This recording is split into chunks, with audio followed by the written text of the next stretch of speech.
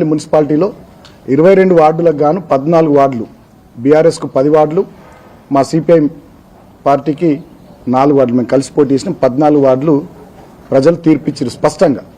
కాంగ్రెస్ పార్టీకి కేవలం 7 వార్డులే వాళ్ళు అవకాశం ఇచ్చారు, గెలిపించారు 7 వార్డులే. మరి 22 వార్డులలో 14 వార్డులు గెలిచినటువంటి మేము సిపిఐ బీఆర్ఎస్ కలిసి పోటీ చేసినాం కాబట్టి చైర్మన్గా బీఆర్ఎస్ పార్టీ, అదేవిధంగా వైస్ చైర్మన్గా సిపిఐ పార్టీ అని చెప్పి మేము అనుకొని మా పని మేము చేసుకుంటున్నాం. మా కౌన్సిలర్లందరూ కూడా మొన్న 14వ తేదీ నాడు భద్రాచలం మీరు శ్రీరాముల వారి దర్శనానికి పోతే ఇక్కడ నుంచి ఒక 8 కార్లతోని కాంగ్రెస్ వాళ్ళు, ఒక 2 కార్లలో పోలీసు వాళ్ళు పోయి అక్కడ మా కౌన్సిలర్లను ఎత్తుకెళ్లే ప్రయత్నం చేశారు. మళ్ళీ నేను హైదరాబాద్ నుండి పోయి మా కౌన్సిలర్లందరినీ కూడా తీసుకొని కేతన్పల్లి మా నివాసానికి తీసుకొచ్చి ఇక్కడనే వాళ్ళకి బస ఏర్పాటు చేసి ఇక్కడ ఉంచడం జరిగింది. తర్వాత 16వ తేదీ నాడు మొన్న చైర్పర్సన్, వైస్ చైర్మన్ ఎన్నిక జరగాలి. దానికి మేము పోతా ఉంటే పోలీసులు కావాలని చెప్పి ఇక్కడ కేతన్పల్లి ఆర్ఓబి దగ్గర ఒక అరగంట టైం మాది వేస్ట్ చేసి మమ్మల్ని ఆపి, ఆర్ఓబి దిగిన తర్వాత ఇంకొక అరగంట టైం వేస్ట్ చేసి 12-12:30 మధ్యలో మమ్మల్ని కౌన్సిల్ హాల్లోకి మా కౌన్సిలర్లను పోనీయకుండా ఆపేసి 17వ తేదీకి వాయిదా వేయించారు. మంత్రి వివేక్ గారు దగ్గరుండి ఆయన తాబేదారు, ఆయన తొత్తుగా మారిన ఈ మంచిర్యాల కలెక్టర్ కుమార్ దీపక్ అనేటోడు, ఇక్కడ స్పెషల్ ఆఫీసర్గా ఈ మున్సిపాలిటీకి ఉన్నటువంటి మందమరి ఎంఆర్ఓ ఆయన ఇంకో తొత్తు ఈ మంత్రికి, వాళ్ళు కలిసి చేసినటువంటి కుట్ర 17వ తేదీకి వాయిదా పడ్డది. 17వ తేదీకి వాయిదా పడ్డ తర్వాత నిన్న ఉదయం పోలీసు వాళ్ళు మాతో మాట్లాడి మీరు ఎన్ని వెహికల్స్లు వస్తారు, ఏమొస్తారంటే మీరే చెప్పండి అని చెప్పి వాళ్ళని అడిగితే 3 వెహికల్స్కి అవకాశం ఇచ్చారు. 3 వెహికల్స్లో మా కౌన్సిలర్లు కోలక్ష్మి గారు ఇక్కడికి మాకు పరిశీలకులుగా వారు వచ్చారు కాబట్టి నేను ఒక వెహికల్ వస్తామంటే వాళ్ళు ఓకే అన్నారు. ఎందుకంటే మాకు మీ మీద నేను నమ్మకం లేదు, అసలు కథ మీరే నడిపిస్తున్నారు పోలీసు వాళ్ళు కాబట్టి ముందు మా వెహికల్ ఉంటుంది, వెనకాల మాకు 3 వెహికల్స్లో మా కౌన్సిలర్లు ఉంటారని చెప్తే సరే అన్నారు.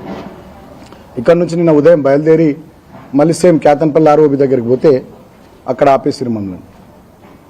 ఎందుకు ఆపిరు అంటే మీకు అలో లేదంటారు, మీరే చెప్పారు కదా అంటే లేదు పంపించమంటారు. అట్లీస్ట్ మా కోలక్ష్మి అక్కడైనా పంపించండి అంటే ఆమెను కూడా పంపించమన్నారు. అట్లనే లేట్ చేస్తూ ఉన్నారు, టైం కిల్ చేస్తూ ఉన్నారు.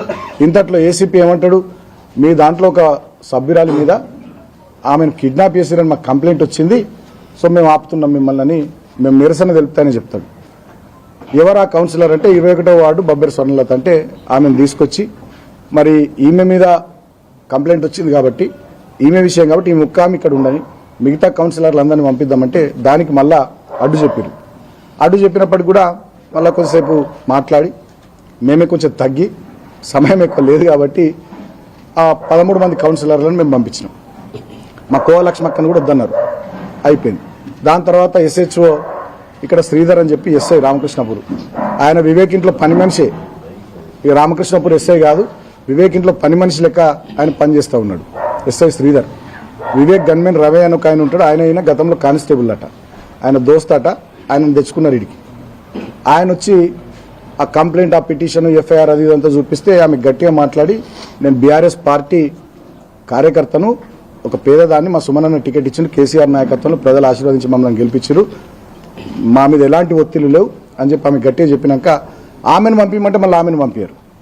మళ్ళీ మా కార్యకర్త బైక్ మీద ఆమెను పంపించి నిన్న ఇన్ టైంలో మా 14 మంది కౌన్సిలర్లు లోపలికి పోయేటట్టు చేసినాం. దాని తర్వాత మమ్మల్ని ఓని అనేటువంటి పోలీసు వాళ్ళు మంత్రి గారి కాన్వాయ్ 4-5 కార్లను వాళ్ళు పోనిచ్చే ప్రయత్నం చేస్తే అక్కడ మా కార్యకర్తలు మమ్మల్ని పోనీయారు, వాళ్ళని ఇట్లా పోనిస్తారంటే అక్కడ మా మీద లాఠీ చార్జ్ చేసింది పోలీసు వాళ్ళు. అటువైపు నుండి రాళ్లు విసిరింది కాంగ్రెస్ వాళ్ళు. రాళ్లు విసరడమే కాకుండా మా మూలరాజిరెడ్డి గారు జడిపి మాజీ వైస్ చైర్మన్ కారు ధ్వంసం చేశారు. నిన్న మీ టీవీలలో వివేక్ కాన్వాయ్లోని కారు ధ్వంసం, అది వివేక్ కాన్వాయ్ కారు కాదు, మా మూలరాజిరెడ్డి గారి కారు ధ్వంసం అయింది. కానీ తీరా చూస్తే కేసులు ఎవరి మీద అయినాయి, బాల్క సుమన్ మీద, బీఆర్ఎస్ పార్టీ కార్యకర్తల మీద, మా నాయకుల మీద. కొట్టింది పోలీసు వాళ్ళు మమ్మల్ని, మా మీద రాళ్ళేసింది కాంగ్రెస్ వాళ్ళు. అక్కడ మాకు వ్యతిరేకంగా మా వాళ్ళ మీద దాడులు చేసేటటువంటి ప్రయత్నం చేసింది కాంగ్రెస్ వాళ్ళు. వందలాది మంది వచ్చి వాళ్ళు చేస్తే కేసులు మాత్రం మా మీదనైనాయి. నేను ఒక మాట అడుగుతున్న పోలీసు వాళ్ళని, నిజంగా మీకు దమ్ముంటే చిత్తశుద్ధి ఉంటే ఆ వీడియో ఫుటేజెస్ మీడియా వాళ్ళందరూ ఉండరు నిన్న చూడాలి కదా. ఎవరో కానిస్టేబుల్ మీద నేను రాయి వేసినా నా మీద కేసు పెట్టిరు.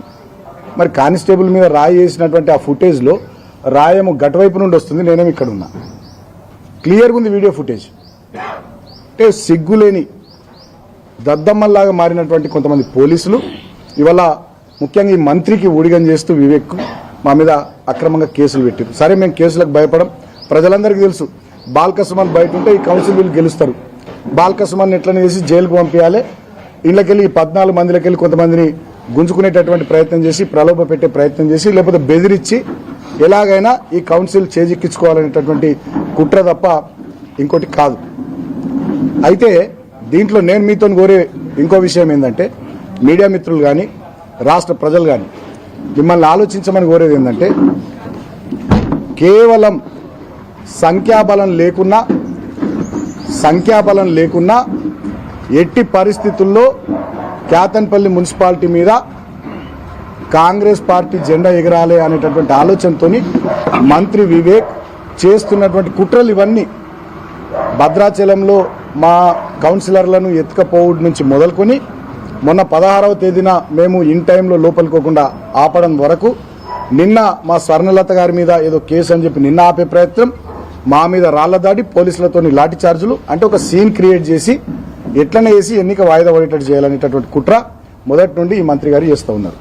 ఈ కుట్రలు ఫలించకపోవడం వల్ల లోపల మా కౌన్సిలర్ అభ్యర్థులను బెదిరియడం, ప్రలోభ పెట్టడం, బ్లాంక్ చెక్కులు ఇవ్వడం, స్వయంగా మంత్రి వివేక్ వాళ్ళ కొడుకు ఎంపీ వాళ్ళే మా వాళ్ళ దగ్గరికి పోయి ప్రలోభ పెట్టే ప్రయత్నం చేయడం, అది కూడా ఫలించకపోతే ప్రమాణ స్వీకారం తర్వాత ఒక 3 కాంగ్రెస్ కౌన్సిలర్లు బాగా దాగొచ్చి మంత్రి వివేక్ ఆయన కొడుకు ఉండి వాళ్ళే ఉసిగొల్పి మా మహిళా కౌన్సిలర్ల మీద దౌర్జన్యం చేసి దుశ్శాసన పర్వం జరిగింది నిన్న. మా మహిళా కౌన్సిలర్లను ఎక్కడ పడితే అక్కడ తాకడము, వాళ్ళని బెదిరియడము, అసాల్ట్ చేయడము, చెప్పలేని భాషలో వాళ్ళని తిట్టడము, ఈ రకంగా అదో కుట్ర లోపల చేసి ఎన్నిక వాయిదా వేయించుకొని బయటపడ్డారు. తర్వాత ఇక మా మీద మేము బయట ఉంటే ఎట్టి పరిస్థితుల్లో వాళ్ళ పప్పులు ఉడకవని చెప్పి, వాళ్ళ ఆటలు సాగవని చెప్పి మమ్మల్ని జైలుకు పంపించాలని చెప్పి ఇప్పటికే మా మూలరాజరెడ్డి గారిని అరెస్ట్ చేసిరు. ఇంకా మా వాళ్ళని 7-8 మంది నాయకులు కార్యకర్తలను అరెస్ట్ చేసి ఏదో రామకృష్ణపూర్ పోలీస్ స్టేషన్లో ఉంచిరట. మమ్మల్ని కూడా ఏదో అరెస్ట్ చేస్తారని వార్తలు వస్తున్నాయి. సరే, ప్రజలు నిర్ణయిస్తారు అంతిమంగా. ఇవాళ మీ చేతిలో అధికారం ఉంది, మీ చేతిలో ప్రభుత్వం ఉంది, పోలీసులు ఉన్నారు.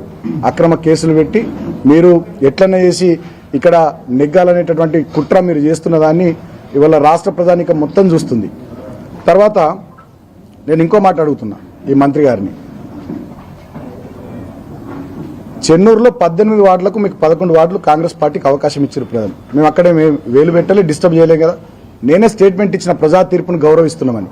మరి ఇక్కడ కేతన్పల్లి మున్సిపాలిటీలో 22 వార్డులకు కానీ 14 వార్డులు మాకు ప్రజలు గెలిపించి మాకు అవకాశం ఇస్తే ఇక్కడి ప్రజా తీర్పును మీరు ఎందుకు తుంగలో